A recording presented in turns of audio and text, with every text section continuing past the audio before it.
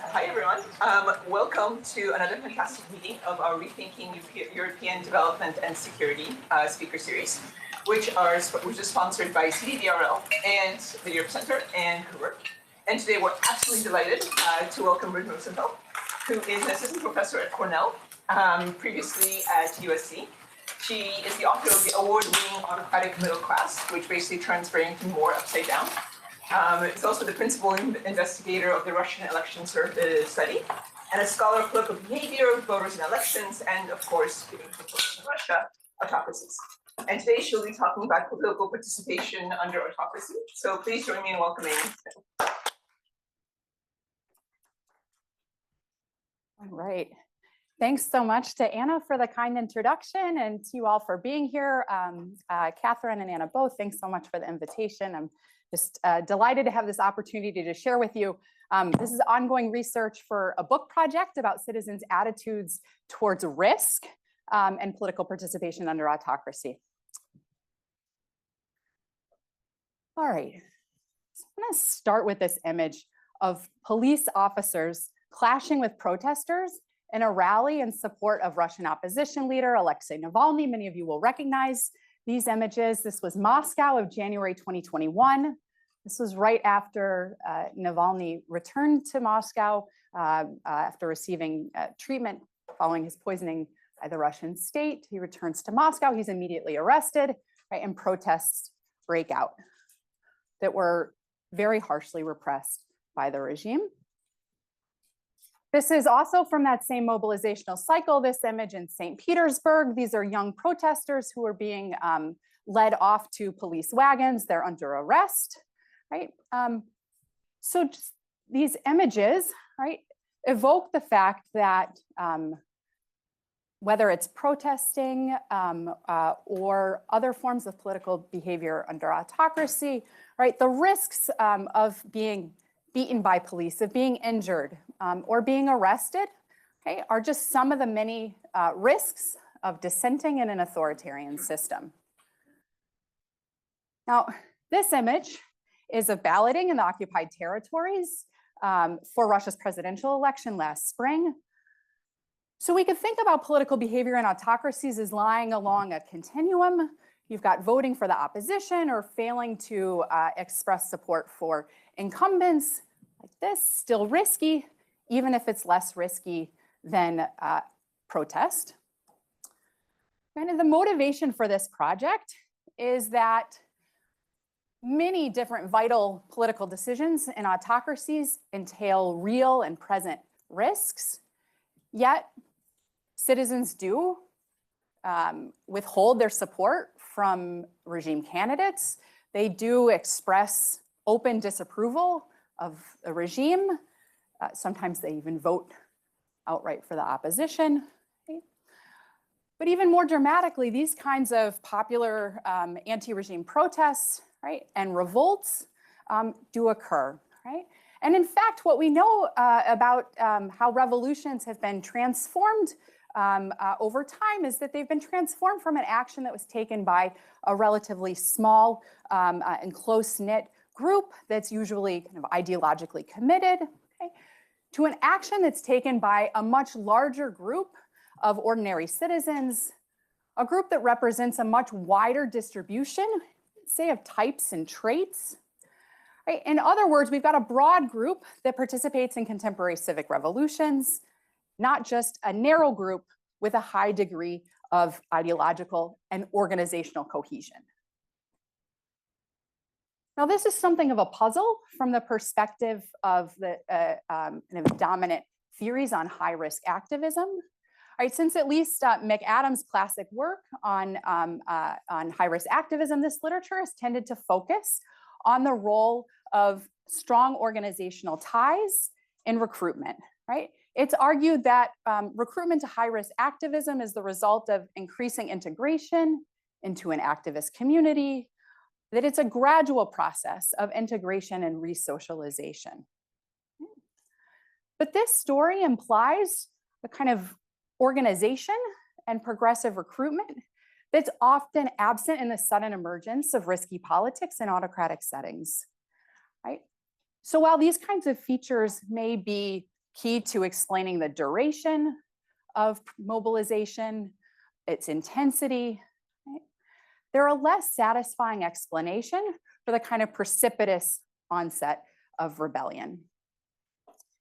In other words, right, it's harder to explain in contemporary civic revolutions and autocratic settings, and also other types of defection cascades, that they have this kind of mass character where you have lots of protest novices who have few organizational linkages, but participate despite the very present risks of state repression.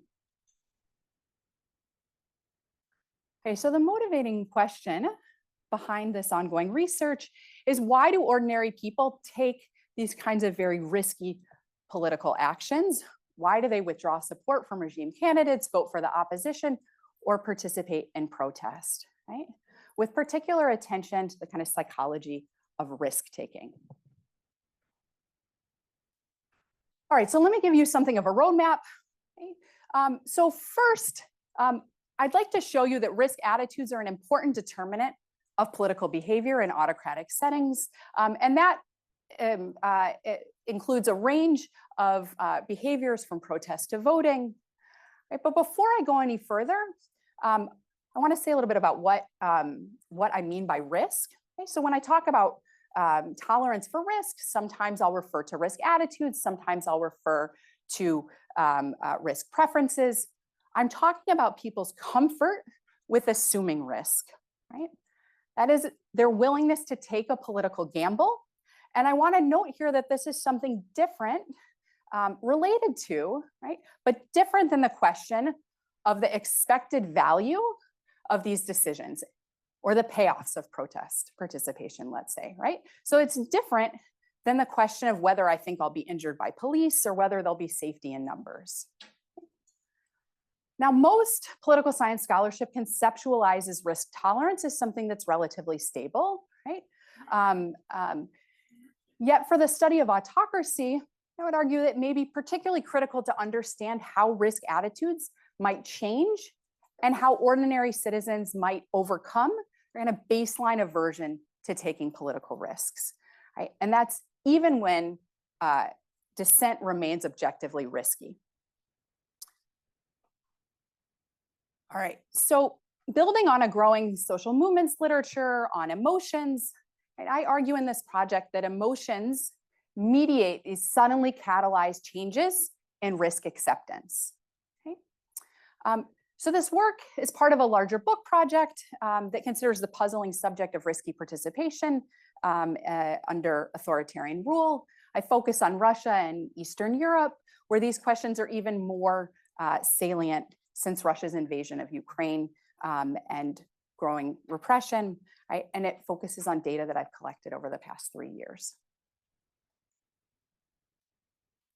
Okay, so in studying the importance of risk attitudes for political participation, I'm building on an existing literature in American politics, which suggests first that risk attitudes influence a wide variety of forms of political participation. Okay, from studies by Cindy Kam and co-authors, where you have the association between risk attitudes and political meetings, protests, petitioning, right? This literature also finds that risk attitudes are one of the central determinants of incumbent voting in the United States, perhaps second only to partisanship. Okay? So even in democratic settings, right, risk attitudes are linked with political participation. Usually the mechanism is thought to be through sort of novelty seeking. Okay? But meanwhile, in new democracies, where the threat of repression is rapidly decreasing, scholars have linked risk attitudes to voting for relatively unknown opposition candidates, okay, right? The embrace of uncertainty when opposition parties, right, have been systematically kept in the wings by outgoing authoritarian incumbents, right? It's also been linked to protest against stolen elections, right, in these newly democratizing settings. But we have no evidence from more repressive autocracies, right? So the goals of the project is to provide some of the first direct evidence on risk attitudes from these types of more repressive settings. All right, so how does repression shape the willingness to take political risks? There's two main schools of thought, but I'm going to elaborate kind of three different perspectives on this question. Regime repression on the one hand, right, produces informational signals. This is central to the literature from Karan to Lohman, Kurt Whalen's work on the importance of repression and signaling, right, the probability of success in protest. At the same time, we have a large social movements literature that acknowledges that regime repression can evoke multiple and concurrent emotions. Okay? So let me work my way backwards, starting with emotions. All right, so a first perspective from social psychology, which is think about as an affective mechanism focused on the role of affective states, right, suggests that when emotions are negative, that negative affect makes our judgments of risk more pessimistic. Right? And a kind of classic finding in this literature is that it makes our judgments of risk more pessimistic, even in unrelated domains. Okay? So that a negative, let's say, experience with respect to health might affect judgments about risk and, say, financial decision making. Okay? So this literature, right, offers a very clear explanation for inaction after repression, right, where repression induces, right, a raft of negative emotions, but it can't easily explain backlash, protest amid a crackdown. So now a second perspective, right, a newer perspective from social psychology focuses on the role of discrete emotions. In other words, that the specific emotion matters and that these specific emotions can have contradictory effects. Okay, so here we have the notion that fear, right, demobilizes, and that much of the literature on emotions in repressive settings is focused on fear, right? Many of you in the room might know Lauren Young's terrific, really recent paper on protest demobilization in Zimbabwe.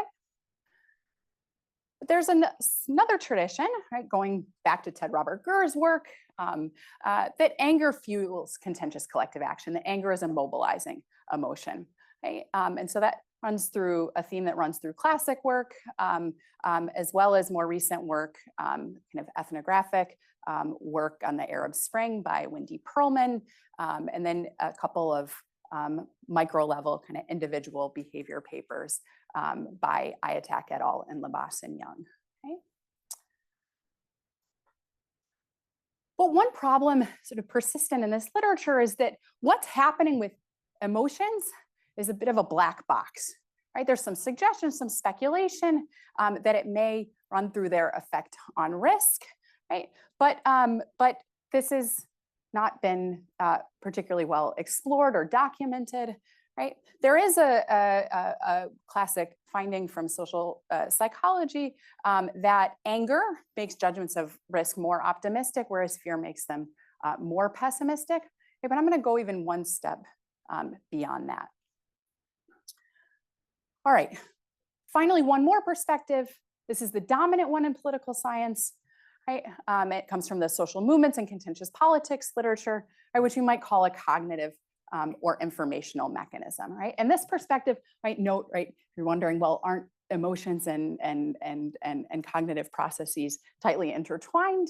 I would agree with you, but this perspective has largely seen these two things as distinctive, actually ignoring the role of emotions. Right? And this perspective argues that repressive events convey important information about the likelihood of future repression, about the regime's strength and its resolve, its confidence, right? Or the likelihood that others will act, that others will join protests, right? In other words, this dominant perspective in political science weighs most heavily on what we might think of as citizens' views, their perspectives on the expected value of protest, right? Or the likely payoffs of protest participation. Right, what I'm going to argue today is that repression affects not only citizens' risk perceptions and the expected value of dissent, but that it also affects their risk attitudes and aversion, right? In other words, their willingness to accept that risky political bet, right? All else equal, right? And even in the context of significant objective risks. How does it do that? Right? Repression produces emotions, including anger. And anger, by reducing risk aversion, it plays a crucial role in backlash mobilization. Okay, so I'll spend most of the rest of the talk on the data and evidence, right, supporting this argument. So let me tell you first a little bit about the data collection for this project. Okay, so going back to the motivating example, back in 2021, after Navalny was arrested and the large-scale mobilizations broke out in Russia, repressed by the regime, sort of towards the end of that mobilizational cycle over the summer in May, I fielded with co-authors Sam Green, Graham Robertson, and Grigol Popelikush, an online survey that included a survey experiment on backlash protests and repression. Okay? My particular interest in that experiment was on the changing risk tolerance of participants. Then later that year, we won a large NSF grant to do the Russian election study. So the Russian election study is the oldest studies of electoral and voting behavior in an autocratic setting. It began in Russia with Mike McFaul and Tim Colton back in the 1990s. So this was to be a pre and post-election panel. Okay? Russia was scheduled to have parliamentary elections in September of that year. So the survey fielded the first face-to-face survey wave fielded in September. This was a large probability-based face-to-face nationally representative panel. The follow-up wave to that was done post-election in December. And we managed to re-interview just a few months later, about 70% of that original sample. So a kind of re-interview rate that's similar to what we find in election studies in other developing country contexts. And this survey in December of 2021, of course, ended up being just a couple months before the full-scale invasion of Ukraine. Okay. So through managing a bunch of logistics and important ethical questions about our ability to go back out to the field, we did finally re-interview panel respondents in a third survey wave in October of 2023, so about a year after that. So when I talk about voting and expressions of dissent in the context of a survey interview, right, I'm going to be drawing on this three-wave panel data from the Russian election study. Okay. So let me tell you how I measure risk attitudes. Right? I'm measuring risk attitudes using probably the most widely used self-assessment measure. This is a measure that appeared on the German socioeconomic panel and a British household panel survey as well. This kind of self-assessment measure has been shown to be a good predictor of actual behavior. It's been validated by the group of economists that used it on the German socioeconomic panel alongside incentivized lotteries. Okay? But the question asks, how do you see yourself? Are you generally a person who's willing to take risks, or do you try to avoid taking risks? Right? And then respondents rate themselves on a 0 to 10 scale. But then there's lots of evidence, although an ongoing debate within the literature, that that views of risk or risk tolerance are domain specific. In other words, that my willingness to embrace risk in the political domain may be distinct from my willingness to embrace risk in the financial domain or in terms of health. And so there's also a follow-up question that asks, people can behave differently in different situations. How would you rate your willingness to take risks in the following contexts? Okay. And again, respondents rate themselves 0 to 10. Right? And my focus is going to be on the political domain.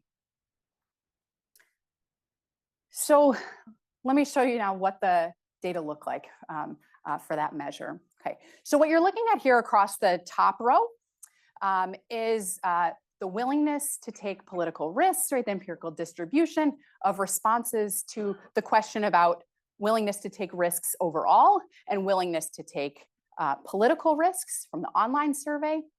In the bottom row, you're looking at willingness to take political risks later in 2021 from the face-to-face survey in August and September, and then in December.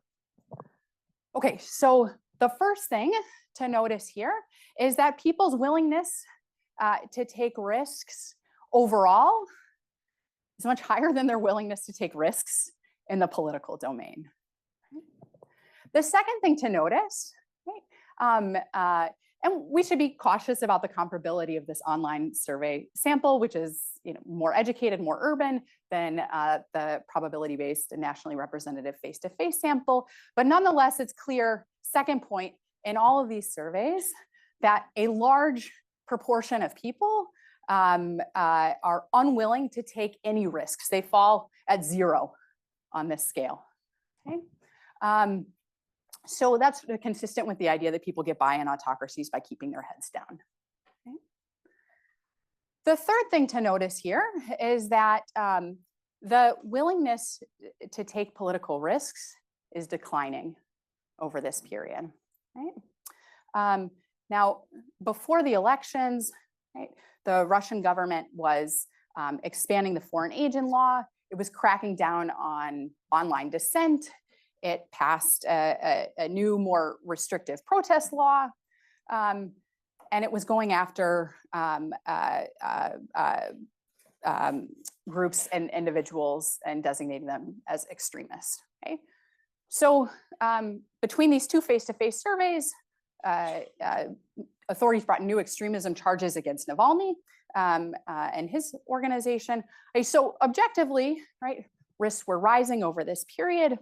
And so while these changes in self-reported sort of risk attitudes are almost certainly endogenous to people's perceptions of risk, in the experiment, I'm going to try to separate these out, and I'm going to try to provide at least suggestive evidence that changes in risk preferences themselves, right, are driven by these emotional mechanisms. Okay, first, I want to show you that risk attitudes are strongly associated with a variety of different forms of dissent, and not only protest. Okay, so in each of these 4 columns, I focused on a different way that citizens might express or hide their disapproval of the regime. Okay? So in the first column, I'm going to look at outright expressions of disapproval for President Putin. The second column, I'm going to look at opposition voting. The third column, I'm going to look at don't know responses in the context of this face-to-face survey interview with a stranger to the Putin approval question. And in the fourth column, I'm going to look at non-voting. Okay? So alongside risk attitudes, I control for a variety of different demographic factors. Because in this analysis, I'm going to start by pooling all of the data across those survey waves, also includes survey fixed effects, and I'm clustering the standard errors at the individual level. Okay, so let's take a look at the results. Right. This first column suggests that risk tolerance is associated with outright expressions of opposition to President Putin in the context of the survey interview. Okay, if you're more acceptant of risks, you're more willing to express disapproval to the stranger who's asking you the survey question. The second column similarly suggests that willingness to take political risks is associated with voting for the opposition. Now, the third column shows that people who are less willing to take risks are more likely to answer don't know to the Putin approval question in the context of the survey interview. Right? I should note, though, that the effect is substantively not very large, right? But this would be consistent with the notion that people are evasive, non-responding, that they're fearful of expressing their true views, and so they hide in that don't know category. Column 4 here likewise suggests that people who are less willing to take risks are more likely to be non-voters. Okay? So that would be consistent with the notion that a regime kind of actively seeks to depoliticize or demobilize voters who are risk averse. Okay? But because we have this panel data, which is rather unusual in this context, right, we can push a little harder on these results, right? And leveraging the panel, we can eliminate a whole bunch of unobserved sources of confounding from kind of time invariant characteristics of individuals, right, using individual fixed effects. Okay, so in other words, right, what I'm going to try to show here is that changes in risk attitudes are related to changes in dissent for the same individuals, okay, right? So these models show that risk attitudes and dissent are associated not only cross-sectionally, but also in the context of changes over time, okay? They suggest that indeed risk tolerance is associated with disapproval, indeed it's associated with opposition voting, right? But also that it's not robustly associated with this kind of evasive non-responding or with turnout, okay? So one interpretation of these findings is that these things, right, which are truly risky in this autocratic context, whereas these things, right, are not perceived by respondents as particularly risky. Okay? So now we've looked at the relationship between risk attitudes in these kind of less relatively risky forms of dissent. Now I'm going to turn to the experiment and anti-regime protest and talk to you about a more risky form of dissent. Okay, so let me give you the basic experimental setup. So first, respondents are randomly assigned with equal probability to 3 different conditions. The first, a control condition, they receive no additional information. In the second experimental condition, right, we're now returning to the vignette on the pro-Navalny anti-regime mobilizations that I began with, right? Respondents are reminded that in February of this year, demonstrations, marches, and other acts of protest took place in more than 120 cities across Russia. Then in the repression treatment, respondents get the same information about the nature of the protests, and then we add the information that during these protests, more than 11,000 people were arrested. There were administrative penalties like fines for participating.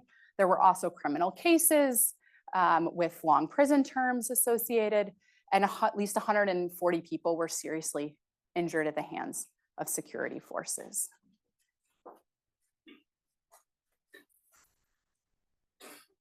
Following these experimental primes, we measure several post-treatment outcomes. Okay, so the post-treatment outcomes that I'm particularly interested in are anger or outrage and risk attitudes, and also people's protest intentions. But the kind of review of the theoretical literature that I gave you a moment ago, right, suggests several alternative mediators. Okay? And these alternative mediators are also measured post-treatment. Okay, so we talked about the fact that repression engenders kind of a bundle of emotions which may have contradictory effects. So we measure other emotions like their respondent experiences fear, worry, despair, or hope. And again, I want to emphasize that these are measured post-treatment. So we're looking at how these emotions as a state, let's say, not a trait. So this is not how angry or how fearful are respondents in general. They don't describe types. So we're looking at how the difference essentially between treatment and control and how respondents react emotionally. Then we also measure a variety of different indicators of the expected value of protest. Okay? So these are all things that get at kind of the costs and the benefits of protesting or the probability that protest might be successful in achieving its aims.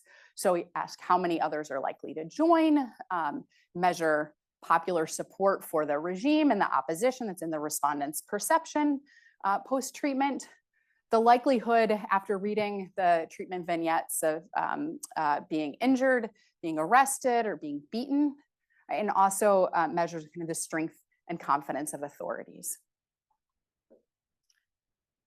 Then I also am going to include in the analysis a variety of pre-treatment controls, gender, age, education, place of residence, household finances, and also whether the respondent's married. All of these are factors which may be associated both with people's tolerance for risk and whether they're willing to protest.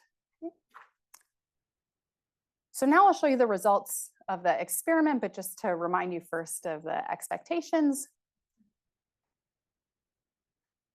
All right. What I expected to find here again is that priming people about government repression, it will change their willingness to take political risks, that those changes would be mediated by emotions, in particular, focusing on anger, leading to more tolerance for risk, okay? But also controlling for changes in risk tolerance that run through fear, which might incite more risk aversion, okay, as per Lauren's work. Okay? Right, and in turn, I'm arguing that risk attitudes are going to affect people's decisions. Okay. So turn to the main results. Right? This figure reports the mean response to the willingness to take political risks in each of the 3 experimental groups. The results here confirm that respondents embrace more risk when they receive information about regime repression. Okay? All else equal, being presented with the repression treatment, right, and a specification with controls increases risk tolerance by about 25%. Okay? So it's a modest increase, not a huge increase, but a meaningful increase, I think, substantively in a place where baseline risk aversion is very, very high. Okay, so having shown that the treatment changes attitudes towards risk, I'm next going to text the argument that these changes are mediated by emotions. So this, again, is the kind of the basic structure and picture form of the argument, that repression incites anger, which leads to more risk tolerance. But anger, of course, isn't the only emotion triggered by repression. Take, for example, fear, right? Fear, we know, may also mediate risk attitudes, right? And so here's kind of the main challenge in this bit of empirical work here. In standard mediation approaches, right, assume that there's no causal relationship between the mediator of interest, right, in this case, anger, and other post-treatment mediators. Okay? But if emotions that are triggered by repression are causally related to one another, right, and we might think, for example, like if I'm so paralyzed by fear that my ability to experience rage or anger, right, is diminished, then the assumptions of these standard mediation analyses would not be met. Okay? So instead, I relax this assumption using a framework from Imai and Yamamoto for the analysis of multiple causally dependent mediators. Okay? So I'm going to model this relationship with a whole host of other emotions, right, that I mentioned to you before that may be triggered by repression, including, of course, fear. These could be alternative pathways, okay, in order to measure the effect that's moderated through anger. The results imply that the effect of the protest repression treatment on risk attitudes is almost entirely mediated by anger. Okay? So that the estimated effect, total effect, and the average causal mediation effect are each significant at the 0.05 level. They're both, and they're statistically indistinguishable from one another. Right? So anger, right, which has long been understood in the social movements literature as mobilizing, but we've kind of lacked a clear understanding of how anger works, substantiated at the individual level, right? What exactly anger does to translate into more backlash protest, right? So these results suggest that anger, which rises in response to regime repression, erodes risk aversion. Okay, so next I'll show you that risk attitudes are an important mediator, an important mechanism through which repression affects the willingness to participate in protest. Okay. For this analysis, right, again, the alternative mediators, right, are crucial. So I'm going to include 2 types of alternative mediators. First, as in the previous models, I'll include a whole bunch of other emotions, okay, which may also affect risk attitudes. But I'm also going to include a variety of measures of the expected payoffs of participation. Okay, so estimates of protest size, popularity of the regime and the opposition, and what kinds of things might befall me if I take part in these protests, right, as well as the strength and confidence of the regime. So the results seen here suggest that a substantial portion of the effect of the repression treatment on willingness to protest runs through changes in these risk attitudes. Okay? And that's true even after we control for those changing risk perceptions and other types of cognitive mechanisms, right, that have gotten more attention in the protest literature, right? So in other words, repression, it just can backfire through its effect on risk attitudes by making people more risk acceptant. Now you may be wondering about that protest treatment and the repression treatment that mentioned the scale and extent of protest, right? What if the response has more to do with the perception growing safety in numbers, right?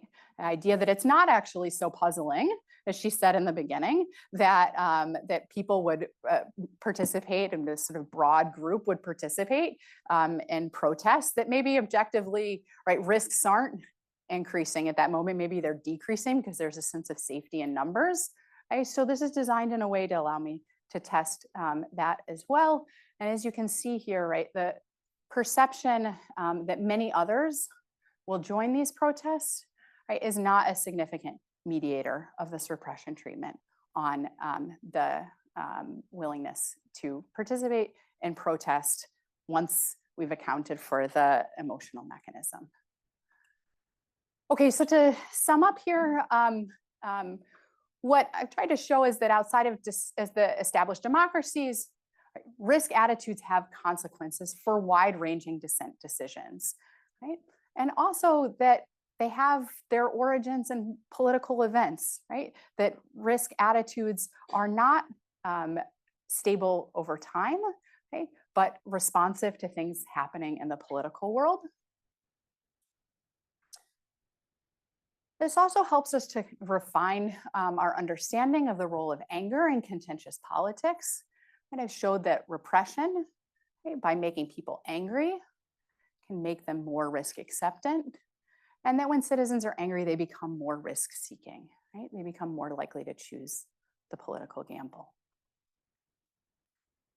Right, and I note that this is true, right, even in a context, right, where you think about sort of the experimental work here, right, that this kind of stimulus is a pretty weak stimulus. It's removed in time from the protest repression as such. It's less vivid, right? It's not a visual cue, it's a text-based cue.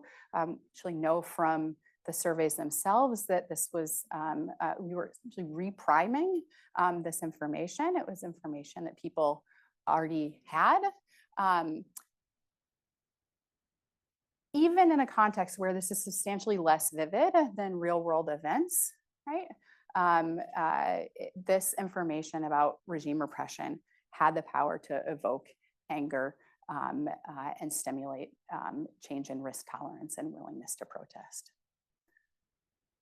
Finally, I think this research raises a set of really interesting questions about whether the anger that's stoked by other types of political events, right, besides repression, so things like corruption scandals or revelations of electoral fraud, right, could have a similar effect on citizens' tolerance for taking the kinds of risks that catalyze political change, right? And so one of the kind of broader ambitions of the project is to think about these mechanisms as being, that have received some attention within the social movements literature as being at play in a wider range of forms of political participation.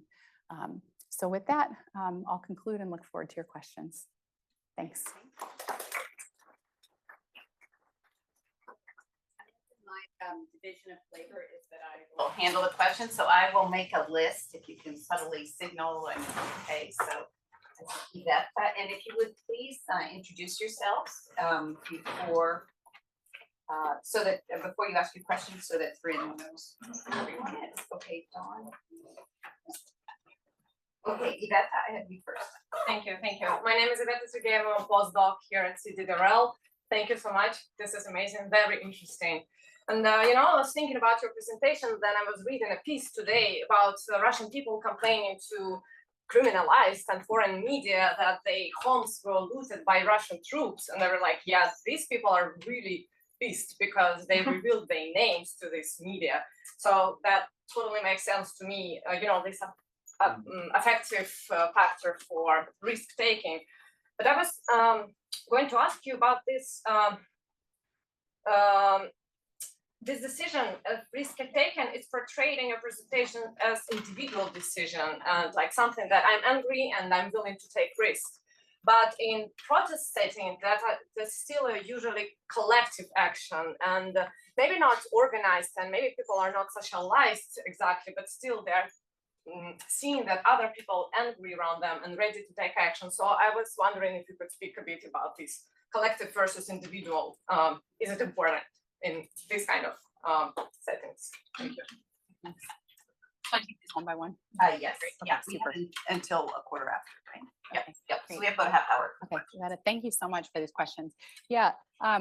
So right. So the fact that that the media might transmit messages about the fact that people are really angry about something, or might transmit a message that evokes anger, right? Should be seen as quite dangerous to an autocratic regime, and like the other side, right? Opposition groups and movements, right?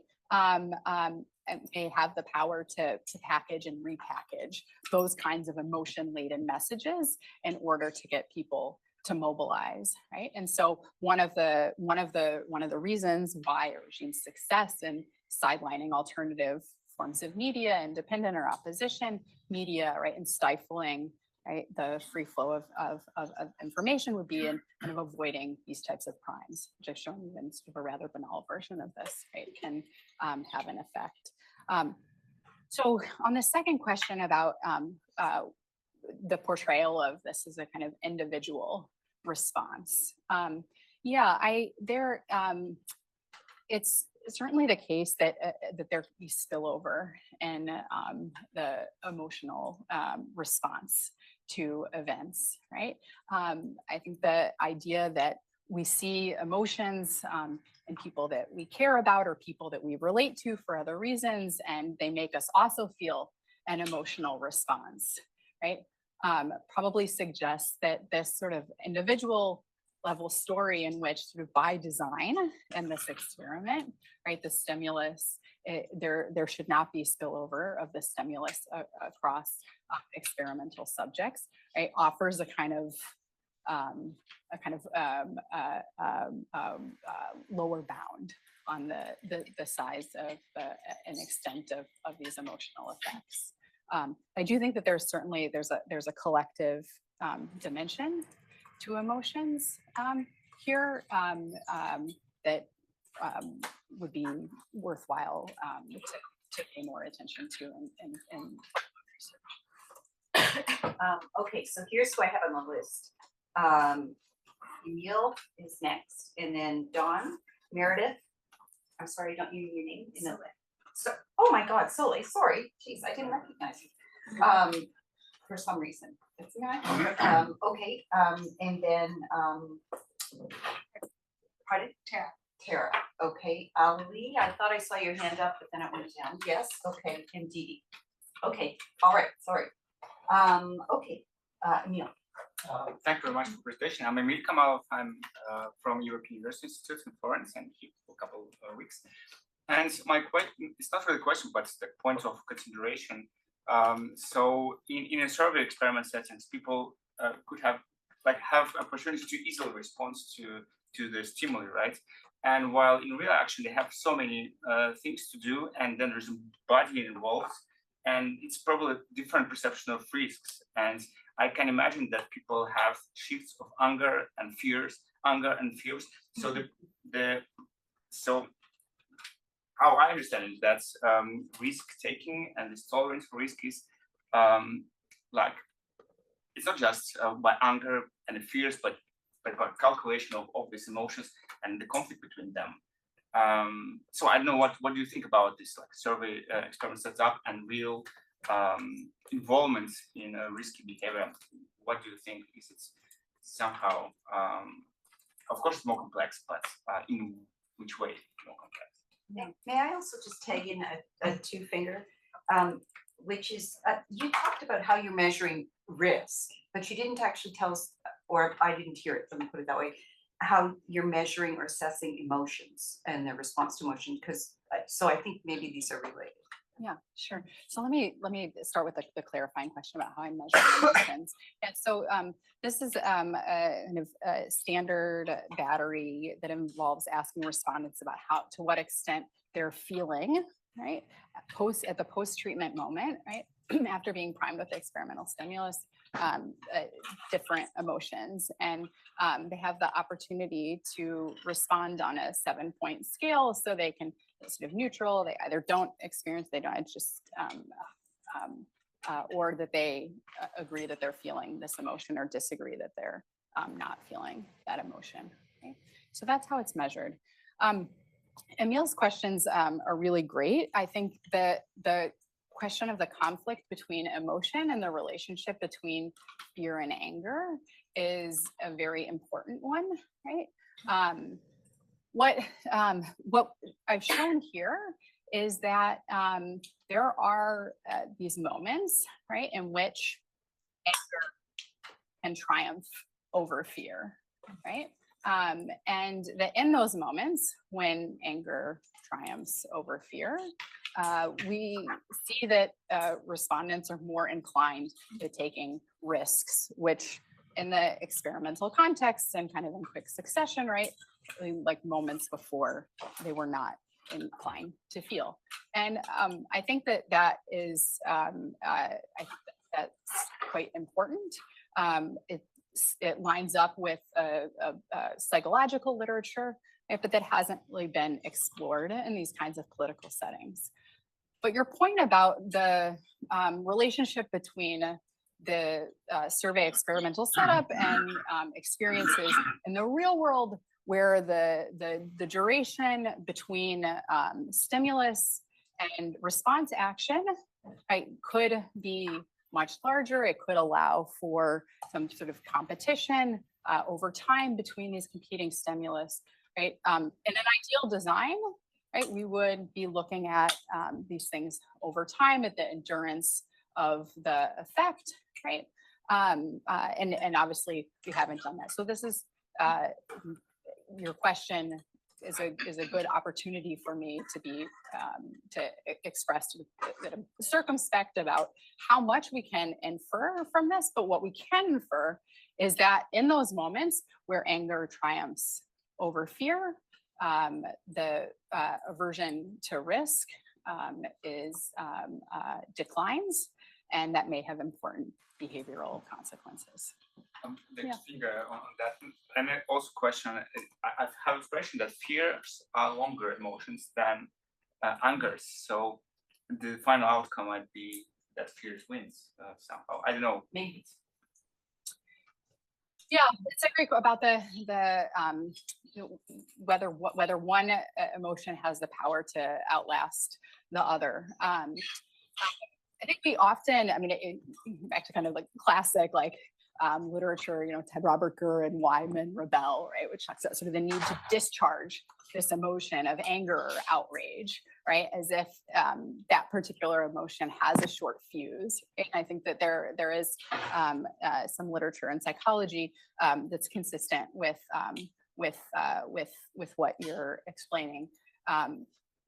But I think that there are also moments, right, related in wonderful bodies of kind of qualitative and ethnographic evidence from testimonials of people who participated in these demonstrations that that kind of both relates that very the decision to take action, right, after witnessing or hearing about something that provoked outrage, right, which describes it as a very quick kind of stimuli response sort of pattern, right? that suggests that there's something here that helps to explain real world behavior. Okay, you have a lot more questions. So Don. Yeah, Don Emerson, Senior Fellow Emeritus. It's kind of brutal to summarize a lecture in 2 words. It's also unfair. Yet I feel it's coming. Let's hear it, Don. Anger matters. Anger matters. Okay. So this is kind of a dark speculation. Imagine that Vladimir Putin is sitting right there. He's heard your lecture. He's seen the slides. And he's asking himself, what have I learned from this where I can continue to strengthen my control over Russia? Okay. Yeah. And obviously one question that he's going to be dealing with in his mind is, how can I separate fear from anger? Fear is good. I want them to be afraid, but I don't want them to be angry. So I'm going to talk to my colleagues and see if I can figure out ways of separating that to motivate fear without triggering anger. Yeah. Okay? Yeah. That, it seems to me, is one of the approaches one might make. Now, if there's a member of his cadre who is a little bit, away from the kind of brutal sort of, Putinian view, he might actually raise the subject of co-optation. He might say, look, the answer is, if you want to reduce anger, consider co-optation. And of course, now in the 21st century, we have such a plethora of methodologies for doing that. In terms of manipulating information, I could go on and on and on. What do you think? I mean, this is sheer speculation, but if you were sitting in that room when he's meeting with his colleagues to try to distill policy recommendations from your presentation, what do you think? Yeah. What would he say? Great. I really appreciate this question. Okay, so let me start from the back end. So yes, there are many strategies of co-optation available to modern authoritarian regimes depending on their resource constraint, right? They would prefer to use these strategies for, precisely these reasons. When these strategies prove insufficient, then as a second best strategy, they turn to repression, right? Which risks the kind of response patterns that I've been discussing, right? So anger matters. What's a guy like Putin to do with this? I think not only is the autocrat's inclination to ramp up fear, to make fear become so paralyzing that the experience of anger, right, is trumped. But also anger, remember, is directional, right? So anger and outrage, right, as such, for this kind of anti-regime needs a target, right? So I think what you do, and maybe I'm sort of reading backwards from what the Putin regime did in the context of these protests, very interesting. They did not hide the fact that they were repressing these protests. They actually, I did a content analysis of Russian state media and independent media with some graduate students in my department. It's talked about, even the repressive events are talked about. Right? So one read is that they were more than happy to advertise the fact that they were being repressive in order to evoke fear. But I think that there's another thing that they were doing, which has to do in the way that they were framing regime repression. They framed what we call regime repression as actions by the state to secure the state against foreign influence, against provocateurs, right? And so people were allowed to feel angry. They might have even been made to feel angry by the way this was framed, except that they were angry at something else. Right. Okay? So I'll just show you real quickly. This is interesting. So this is I'm now going to look at the effects by regime opponents and regime supporters. Okay, so this is the results that show that anger affects risk aversion. Okay, so claim that these are kind of basic psychological tendencies, not necessarily distinctive in democracies or autocracies, It's really not for supporters or opponents of the regime, and that's borne out here, right? So that the effect of the treatment on risk aversion runs through its effect on anger. It's quite similar for both groups. But now look at what happens on the willingness to protest. Okay, so this is now suggests that even though anger increased tolerance for risk amongst regime supporters, the effect of willingness to protest washes out, right? And I wish I could dig deeply into it, but my hunch is that this has to do with the story I just told you. That people were angry within the group of regime supporters about different things. Some people, enough that this sort of vaguely leans positive, were angry about police with truncheons, and there's other evidence suggesting that that there is backlash, attitudinal backlash against regime repression, some kind of observational survey data that would support that, but that the effect washes out because it's heterogeneous. For some people, they're angry at the protesters. They're angry at the people in the West who are backing the protests, right? And that was a deliberate strategy. Okay, I went on too long, but I think that point's really interesting. Right, and that's in Green and Robertson as well, right? Is trying to divide people against the opposition. Right. Yep. Okay, so Meredith, you're next, and then Soleil on deck. Okay, so this was great, and I had many questions, and I've tried to narrow it down to two. And Don conveniently kind of already stole one. Which was whether repression should be seen as wholly exogenous or also endogenous. In other words, if I'm thinking, I don't know if you know Vince Boudreaux's work on ways that violent strategies as being to recruit or to frighten.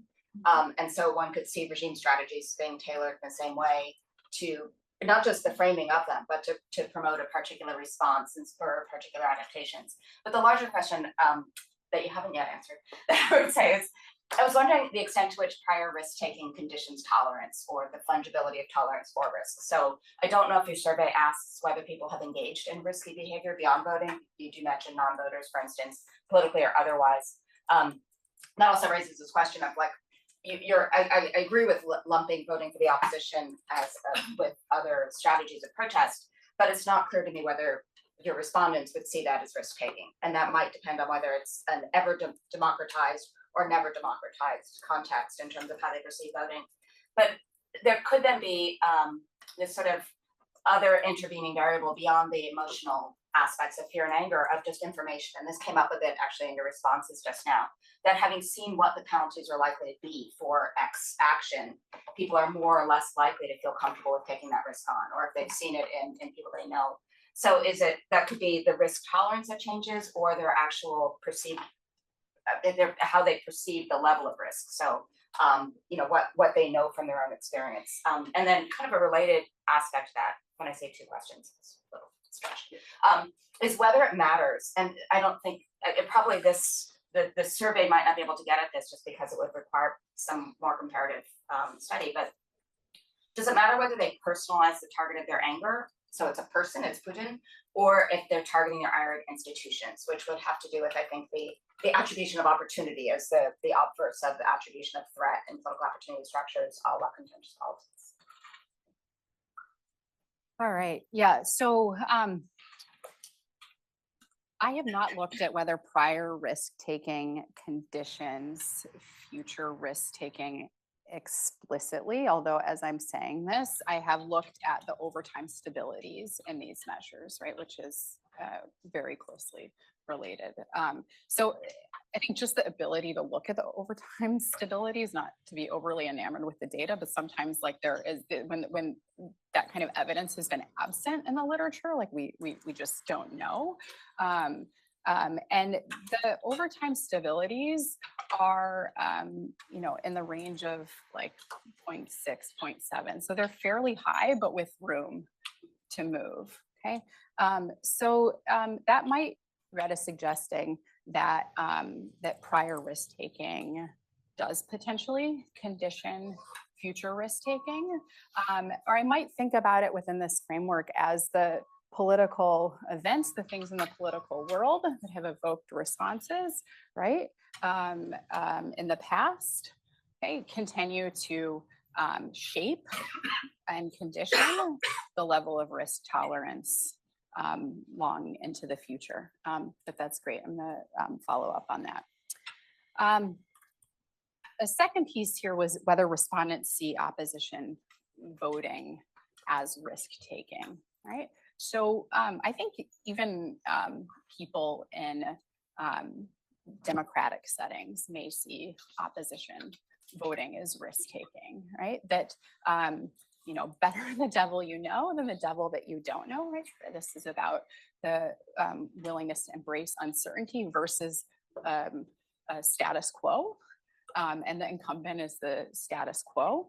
I think that the evidence that associated risk attitudes with opposition voting, like expressions of dissent or disapproval of Putin, suggests that people do see opposition voting as a form of risk-taking. Right? But you could imagine further work that in a more sort of qualitative vein, right, probed what forms of risk people attributed to those behaviors. And you could imagine several. You could imagine the possibility of sort of retaliation, right? It could be financial retaliation, right? This kind of to the John's point about economic cooptation, right, in the context of the workplace, but also kind of embracing a relatively unknown alternative. All right, so what's changing when people are looking at their various sort of social reference? Is it perceptions of risk, or is it risk tolerance itself? Right? Was that, did I get your question right, Meredith? That last piece. Yeah. I mean, so certainly the argument that I'm trying to make, and that I think is supported by evidence which incorporates a variety of measures of people's perceptions of risk, right? Right, because I think that the sort of the expectations about whether you're going to be beaten or arrested or injured at the hands of police, those all go to perceptions of the level of risk, right? Which I've also called payoffs or expected value of protest, right? And even after we, you know, control for those things and net of those factors, right? Risk attitudes do seem to be changing through this emotional mechanism. So I think it's both pieces, and I think we've paid much more attention to the change in risk perceptions over the change in risk tolerance itself, and that has to do with some very deeply embedded sort of disciplinary traditions about risk tolerance being useful to us as a conceptually fixed quantity, or one that's highly stable over time. I just don't think that's right. Okay, so we have about, my watch gives us a few more minutes, like 12, but that clock gives us 10. So Soleil, why don't you go ahead and then we'll turn to Tara. Soleil Perlman, assistant professor in political science. So this is not my domain, so tell me if this doesn't make sense as a question, but it builds on Don. If anger matters, I wonder if you can tell us a little bit about your expectation of when repression will lead to anger. And I think that this is both asking you to interpret your crime in how we should think about that in the whole state of repressive actions, but also whether, because this is a larger book project, you have more to say about the conditions under which certain types of repressive actions. And I just wanted to add that part of this question is coming from my knowledge of how information works in democratic settings, and that there's some evidence that shows that information about corruption can lead to resignation, and that can then demobilize. And so where resignation fits into the emotional spectrum that you're considering. Yeah, great. Thanks for that question. All right, so yeah, so this is an absolutely central question. I've talked about repression, but repression is obviously like a diverse, internally diverse toolkit, right? So this is a particular kind of repression. This is repression that happens in very public places in a very vivid manner, repeated in the instance of these protests across many different cities. And also at a time in which independent and opposition media had relatively greater ability to report on these events. Also, the choice by the regime to pick up and report on these events, right, was a choice. Okay, so when information circulates and when repression tactics are visible, I think that's an important part of the scope for this argument. There are repressive tactics that are not overt like this, that are covert. Right? So you could think about, right, special troops that knock on doors and carry people away in the night, right, that are much less visible, right, and maybe much more likely to instill fear and provoke anger and outrage in the kind of broad ways that these types of tactics do. And so absolutely for the broader book project, thinking about how different repressive tactics may evoke different emotional responses is a really important question to keep to continue to explore empirically. Okay, so the question about resignation. Yeah, so corruption scandals, right? Like, you know, like repression, okay, may evoke a sense of despair, of hopelessness, right? Or may evoke a sense of anger and outrage. So it's interesting, like, why do we not see, you know, so much protest in the context of these types of arguments, you know, following the full-scale invasion? Well, you see some of this evidence that would be consistent with your question about resignation, or that's referred to it as hope, or the opposite of hope, right? So looking at the data from about the post full-scale invasion period, right? Overall in this sample, you see more fear now than anger, and actually hope when thinking about the war is relatively high. But look at what's going on for regime opponents, right? They feel both anger and fear about equally. Okay, so some evidence they feel more anger in response to repressive tactics than others, right? But they also feel a lot of fear, and hope is very low, right? So I guess, yeah, I mean, my co-author Graham Robertson has talked about this sort of competition between despair and anger that takes place. And so the point about resignation, I think we have to think more about that theoretically. Okay, great, thank you. Okay, Tara, Ali, and Didi, and I may start thinking that the questions are long. So. Great, I enjoyed this. So 2 quick questions. The first was in sort of response to Meredith in this question. You said that sort of the autocorrelation is like 0.6, 0.7. Does that vary across the distribution, right? So are the people, for example, who are really risk tolerant, consistently more risk tolerant, and you see the movement lower in the distribution, or is it sort of a wholesale distributional shift? Because I think that has some implications depending on how big of a coalition you need to engage in risky behavior for, you know, the degree to which risk is going to predict this. So that's an empirical question. And then the second is a conceptual question. So you sort of emphasize throughout that this risk tolerance is independent of sort of the expected value of the contentious action. So I guess the way that I think of what risk, or what I learned risk aversion and, you know, risk tolerance to be, is all defined with respect to the parameters that construct expected value. Right, and so can those things be divorced, and can the latter be treated as like a confounder? Because it strikes me that sort of the outcome you're interested in, unless you're using sort of a different concept of these, is defined with respect to the things that are constructing. Before you answer that, let's take Ali's question as well. Yep. Sure, thank you. Coming from Turkey, this is fascinating research for me. Thank you.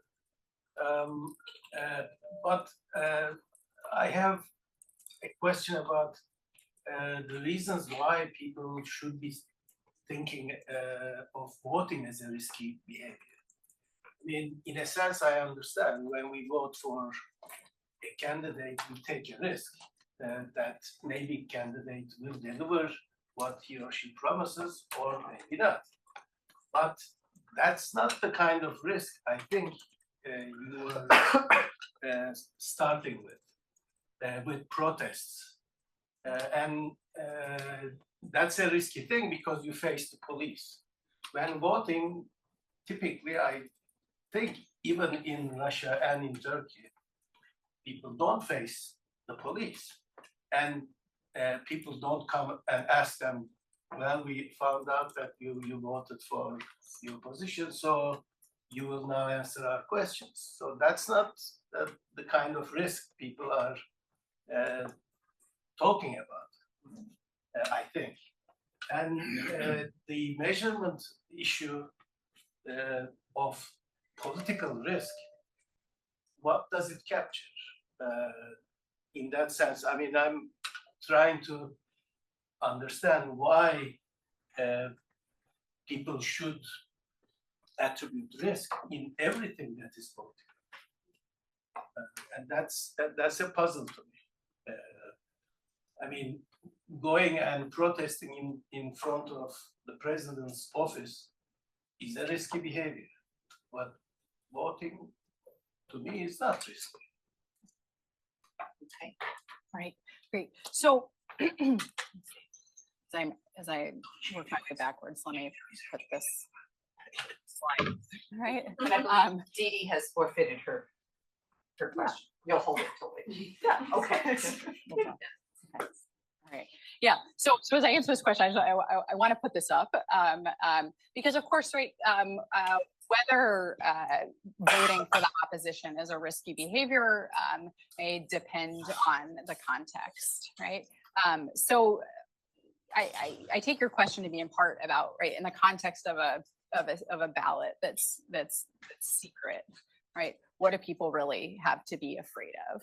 Now, it could be that reporting that you're an opposition voter, right, gets at some other set of behaviors that are just proxy by opposition voting that have to do with sort of, you know, being a supporter of another party in a way that's open and public and goes beyond merely the vote, right? I can't exclude that it's those other set of behaviors actually that opposition voting is picking up, insofar as it's related to risk.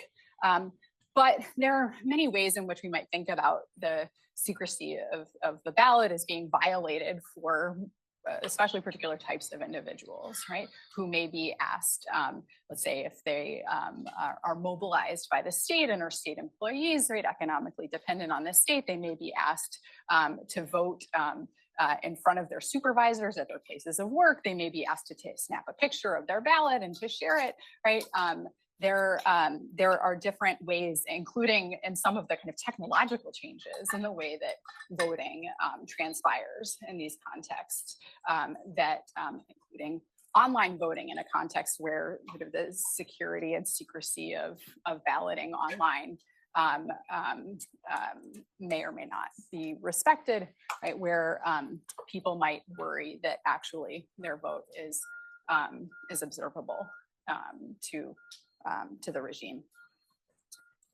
All right, so to Tara's question, how much movement do we see across the distribution? Yeah, let me put the full distribution, including wave 3 up.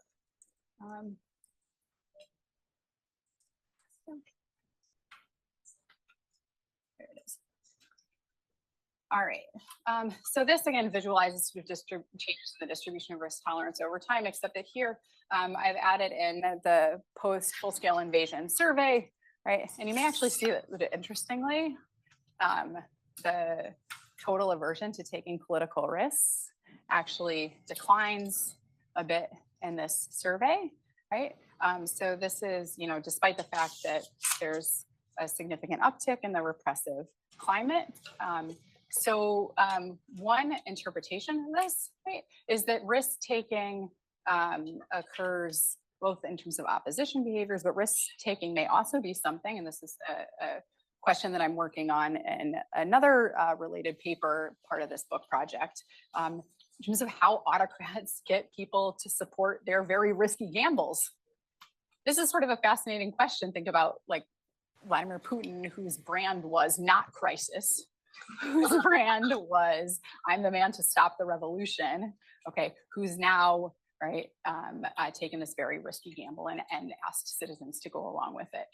Yeah. Yeah, I like the graph. I think I meant within individuals. So are individuals who start at 10 less likely to move than individuals who start at like Sorry, I was so what I've looked at with respect to your question directly about individual level stability. So actually, two things. First, when I mentioned the stabilities, those are individual level stabilities, but I've not looked at whether most of that change is at the low end or the high end of the scale, right? It's just a stability that is calculated over this three-wave panel data to try to exclude simple measurement error, which is something we should be concerned about on this 10-point scale.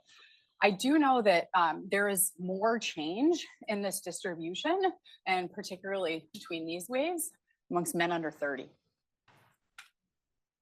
Those are military age men, so they're thinking about their willingness to take political risks, probably in terms of the potential for military mobilization. But it's a great question and one that I should follow up on. Could the political risk be running across the border to get out of Russia? Yeah.